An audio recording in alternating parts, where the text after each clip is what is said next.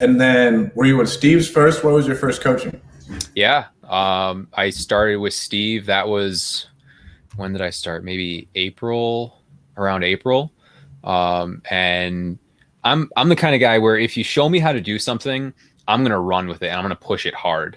And so with my background in personal development and just my ambition and my need to drive things hard, I took what I learned there, combined with all my past sales experience and personal development experience, and man, my business blew up quick.